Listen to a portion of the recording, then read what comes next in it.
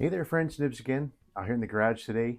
Do a little bit of goofing around. Just got home from work a little while ago. I'm going to get out here and do a little bit of plinking. But I've been working on this gun. Actually, I've had it in the garage here for a little bit of time now. But I do apologize, Randy, for taking so long with it. But got something pretty cool here to take a look at. This is...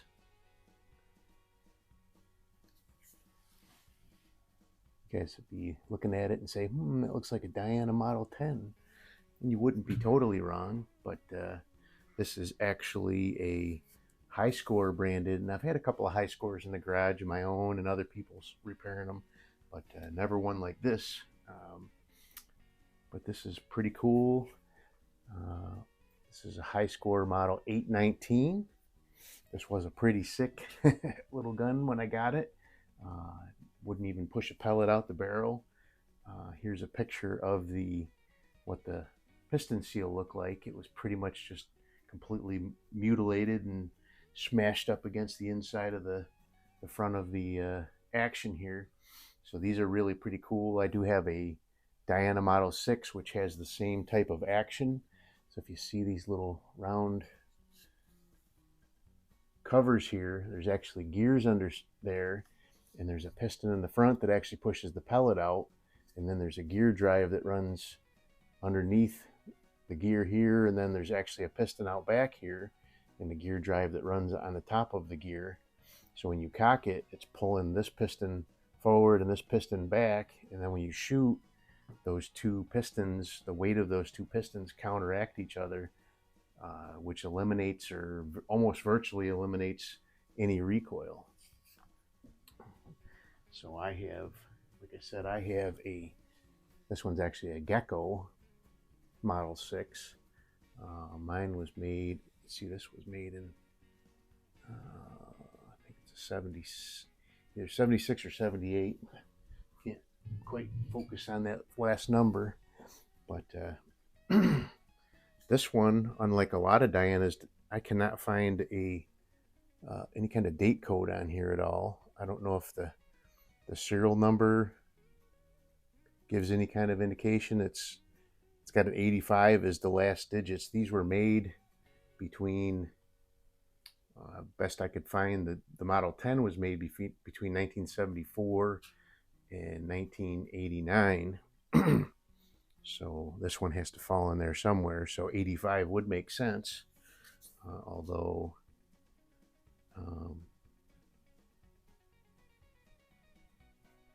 I would expect it to have a date code on there if it was that from those date ranges. All of my Dianas have date codes on them. So, but anyway, we're going to do a little bit of shooting. So this is one company's version of recoilless. Several companies had different ideas. The Fine Work Bow Model 65 is also recoilless. The whole action slides back. We'll do a little bit of shooting with that too. So I had to put brand new seals in this thing, so it is not broken in yet, so we're just still shaking it out. But we're gonna go ahead and give it a try. This is pretty cool. So I actually found, so it's got a pretty sharp front sight, so you don't want to put your hand on there, but I can actually grab it here and get enough torque without having to push on the front sight to get it open. But I'll show you in a second here when I load my pellet. You can take this piece here and flip it around. It covers up the front sight, so now you can actually flip it down. And then once you cock it, you can flip that back around to expose your sight. So, like I said, we're just getting broken in here. So, I did not see where that one went, but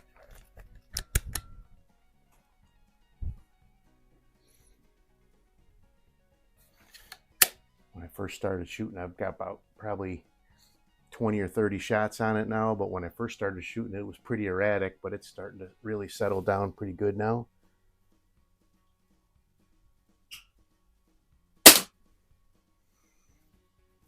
Pretty nice trigger.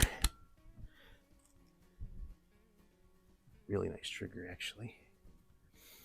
I also did have to replace this rubber O-ring in the breech seal here, that was completely flattened out. And when I first started shooting, after I rebuilt it, I thought there was something else wrong with it. Well, there was. That breech seal was bad, but it would not even push a pellet out the barrel, even with a brand new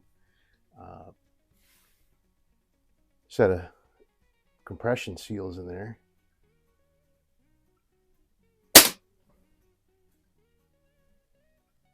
See where that's going. It looks like I'm aiming right for the middle.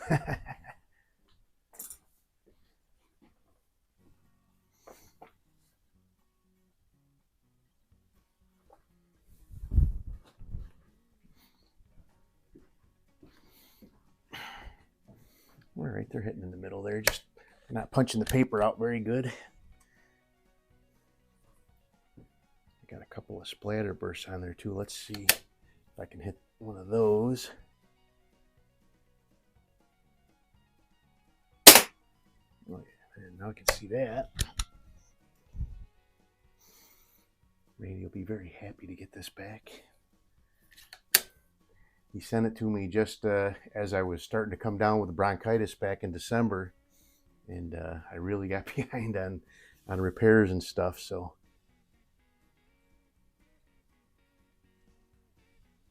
I was pretty much down for the whole month of December,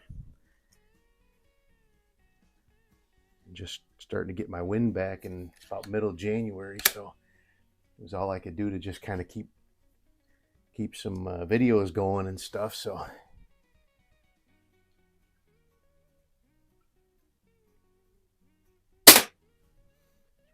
really shooting good though.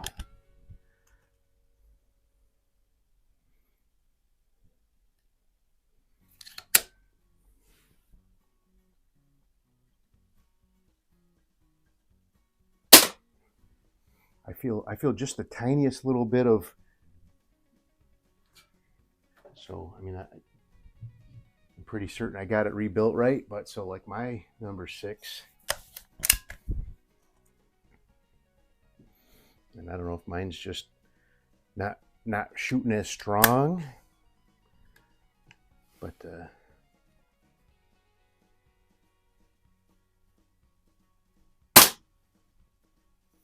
I don't feel nothing. I mean, it seems like that one is shooting a little bit harder. So I don't know.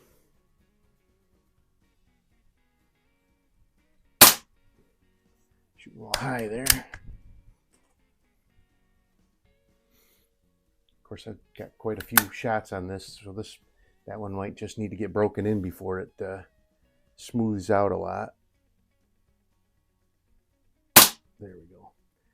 That's what I was looking for. So that one, nice and smooth. I mean, that high score is shooting really well now, but now we'll shoot a couple shots with the fine work bow. Completely different way of making it be recoilless.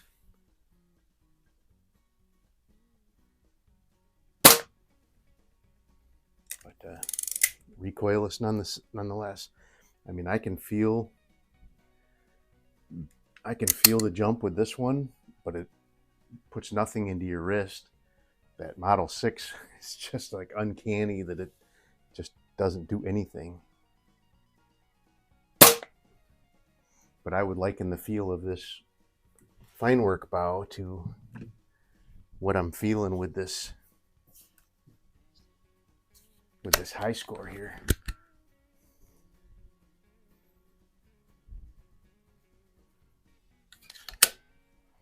All right, so back to that same bullseye we were shooting at before.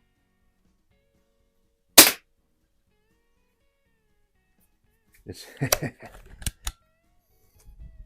it's definitely shooting nice.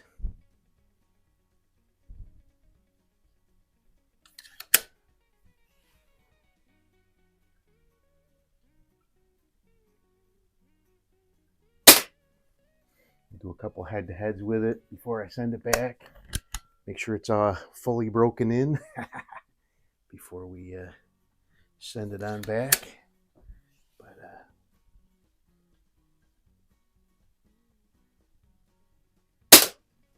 really appreciate Randy sending stuff over for us to take a look at. It does have a Hano Model 33 Senior. I'm really looking forward to seeing that and playing with that.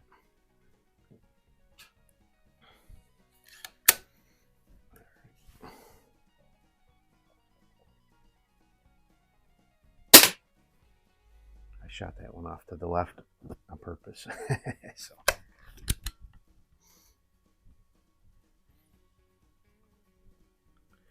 She's definitely doing good though. There we go. But anyway, there you go. First look at the high score Model 819, also known as the Diana Model 10. Recoilless with the GISS system. I have no idea what the GISS stands for, but that's what they called it. Some sort of inertia suppression system, probably. But anyway, there you go. We'll do a few more videos and get this on back to Randy. And pretty cool. So it has this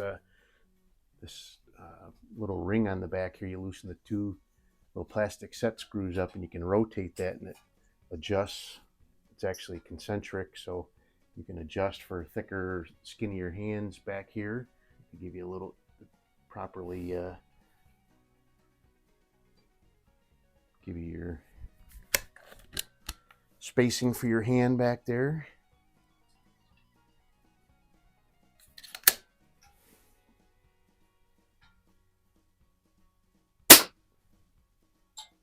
Doing good, doing good. So stay tuned for more on this guy. Hope you guys liked the video. Till next time, have a great day.